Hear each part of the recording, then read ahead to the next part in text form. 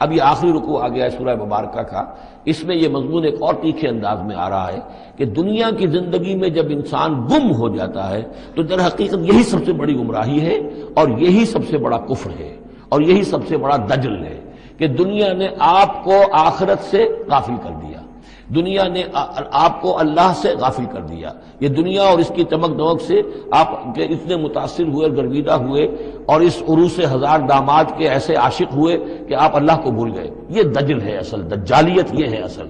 باقی ایک شخص دجال وہ ایک علیحدہ جگہ ہے اپنی جگہ پر جس کا فتنہ آنا ہے، اور اس کے ضمن میں بھی میں نے عرض کیا تھا کہ میری کچھ تحقیق ہے لیکن میں ابھی اس کو روک رہا ہوں، مزید اس کی توثیق اگر مجھے ہو گئی تو پھر میں وہ باتیں بیان کروں گا، اس لیے کہ اس مسئلے میں علماء کے مابین کافی شدید اختلاف ہے۔ افحسب الذین کفروا ان یتخذوا عبادی من دونی اولیاء، کیا کافروں نے یہ سمجھا ہے کہ وہ میرے بندوں ہی کو میرے مقابلے میں اپنے حمایتی بنا لیں گے؟ عیسیٰ میرا بندہ ہے، کیا وہ میرے مقابلے میں آ کر تمہاری حمایت کرے گا؟ عبد القادر جیلانی میرے بندے ہیں، کیا وہ میرے مقابلے میں آ کر تمہاری مدد کریں گے؟ کیا تم نے سمجھا میرے بندوں کو وہ میرے مقابلے میں من دونی اپنا حمایتی بنا لیں گے؟